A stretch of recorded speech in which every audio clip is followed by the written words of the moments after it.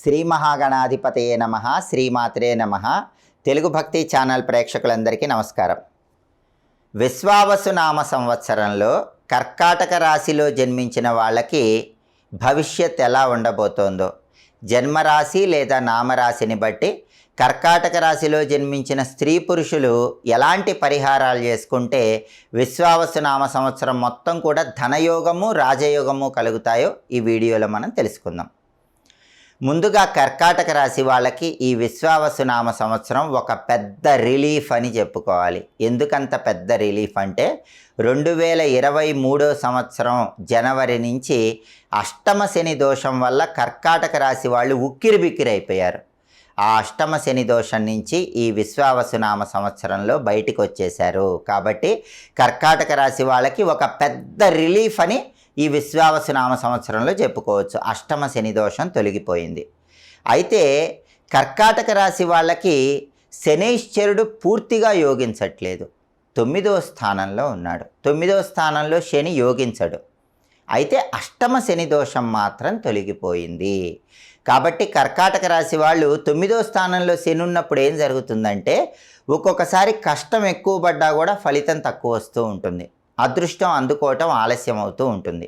అలా జరగకుండా ఉండాలంటే శనైశ్చరుడు సంవత్సరం మొత్తం యోగించి కర్కాటక రాశి వాళ్ళు ధనయోగము రాజయోగము అందిపుచ్చుకోవాలంటే శనివారం పూట ఆంజనేయ స్వామి వారి విగ్రహానికి లేదా చిత్రపటానికి గంగసింధూరంలో నువ్వుల నూనె కలిపి ఆ గంగసింధూరం బొట్లు అలంకరించాలి. మీ ఇంట్లో ఆంజనేయ స్వామి విగ్రహం ఉన్నా ఫోటో ఉన్నా ఈ ప్రత్యేకమైన పరిహారం చేసుకుంటే 9వ స్థానంలో శనిచ్చే వ్యతిరేకత తొలగిపోతుంది. కష్టానికి తగిన ప్రతిఫలం వస్తుంది. ధనపరంగా కలిసి వస్తుంది. అలాగే 9వ స్థానంలో శనిచ్చే వ్యతిరేక ఫలితం తొలగిపోవాలంటే కర్కాటక రాశిలో జన్మించిన వాళ్ళు శనివారం పూట రావి చెట్టు దగ్గరకు వెళ్ళి రావి చెట్టు చుట్టూ ప్రదక్షిణలు చేయాలి. కనీసం 8 ప్రదక్షిణలు రావి చెట్టుకు చేయాలి. దగ్గరలో రావి చెట్టు లేకపోతే ఆంజనేయ స్వామి ఆలయానికి వెళ్ళి ఆంజనేయ స్వామికైనా 8 ప్రదక్షిణలు చేయాలి. అప్పుడు భాగ్యంలో శనిచ్చే వ్యతిరేక ఫలితాలు తొలగిపోతాయి.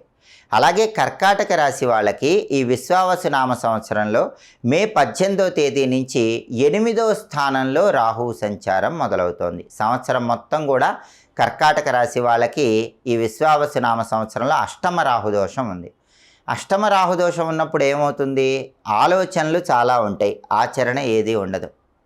మైండ్లో సీఎంకి పిఎంకి ఉన్న లెవెల్ ఆలోచనలు ఉంటాయి, కానీ ఇంప్లిమెంటేషన్ ఏం కనిపించదు. అలాగా అష్టమ రాహుదోష ప్రభావం ఉంటుంది. అలాగే అష్టమ రాహుదోషం ఉన్నప్పుడు ఇంకా ఏం జరుగుతుందంటే అనారోగ్యం కంటే అనారోగ్య భావన ఎక్కువగా ఉంటుంది. ఇవన్నీ కూడా అష్టమ రాహుదోషం వల్ల వస్తూ ఉంటాయి.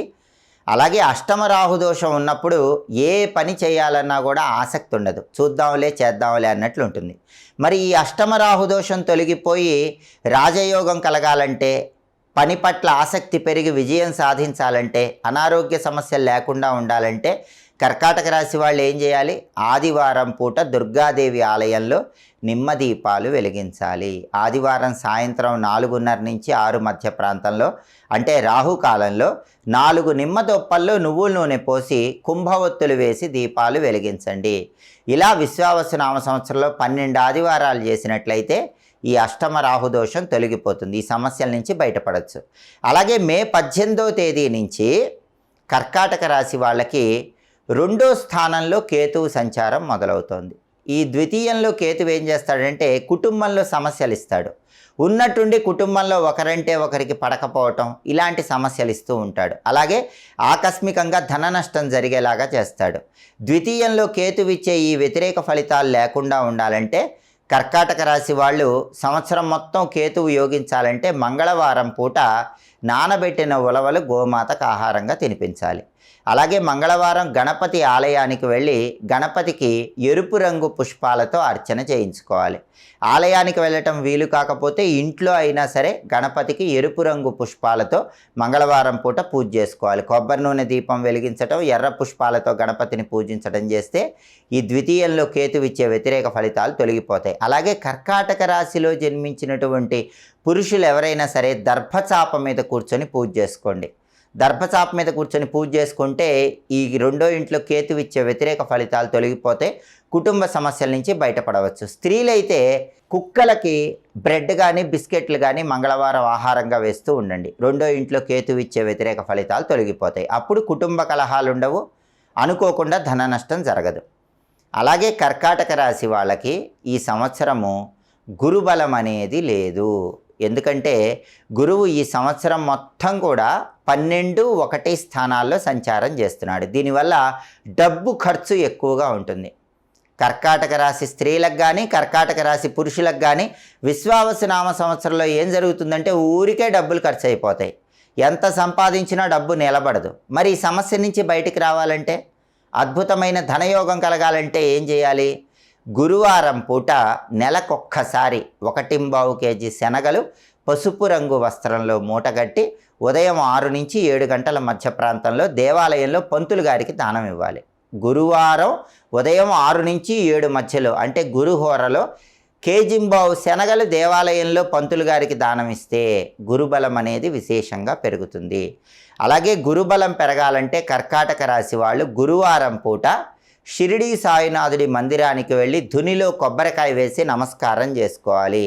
ఆలయ ప్రాంగణంలో భక్తులకు తాళింపు పెట్టిన శనగలు పంచిపెట్టాలి. ఇలా చేస్తే గురుబలం పెరుగుతుంది. గురుబలం పెరిగినట్లయితే ఖర్చులు తగ్గిపోతాయి, సంపాదించిన డబ్బు నిలబడుతుంది. కాబట్టి ప్రధానంగా విశ్వావసునామ సంవత్సరంలో కర్కాటక రాశి వాళ్ళకి అన్ని సమస్యల కంటే పెద్ద సమస్య ఏంటంటే సంపాదిస్తారు కానీ డబ్బు నిలబడదు.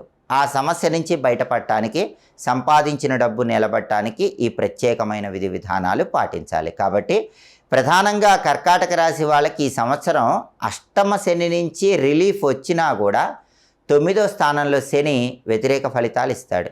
8వ స్థానంలో రాహు వ్యతిరేక ఫలితాలు ఇస్తాడు. 2వ స్థానంలో కేతువు వ్యతిరేక ఫలితాలు ఇస్తాడు. అలాగే గురువు కూడా 12, 1 స్థానాల్లో వ్యతిరేక ఫలితాలు ఇస్తాడు. అంటే గ్రహాల బలం అనేది తక్కువగా ఉంది. అయినా కూడా దిగులు పడాల్సిన అవసరం లేదు. ఆ గ్రహాలకు సంబంధించిన ఈ పరిహారాలు చేసుకుంటే అద్భుతమైన ఫలితాలు కలుగుతాయి. అలాగే ఎక్కువ గ్రహాలు బాగా లేనప్పుడు ఉగ్రదేవతల ఆలయ దర్శనం అద్భుతమైన శుభ ఫలితాలను కలిగింపజేస్తుంది. కాబట్టి కర్కాటక రాశి వాళ్ళు ఏం చేయక్కర్లేదు, ఉగ్రదేవత ఆలయానికి వెళ్ళి దర్శనం చేసుకోండి. ఉగ్రదేవతలు అంటే దుర్గా, కాళీ, చండి, మహిషాసురమర్ధిని, గ్రామదేవతలు పోలేరమ్మ, నాంచారమ్మ, పెద్దమ్మ, పోచమ్మ ఈ ఆలయాలు కానీ, లక్ష్మీ నరసింహస్వామి ఆలయం కానీ, కాలభైరవుడి మందిరం కానీ వీటిలో ఏవి దర్శనం చేసుకుంటున్నా సరే గ్రహాలు ఇచ్చే వ్యతిరేక ఫలితాలన్నీ తొలగింపజేసుకొని ఈ విశ్వావసునామ సంవత్సరం మొత్తం కూడా ధనయోగాన్ని, రాజయోగాన్ని అందిపుచ్చుకోవచ్చు. సర్వే జనాః సుఖినో భవంతు. స్వస్తి.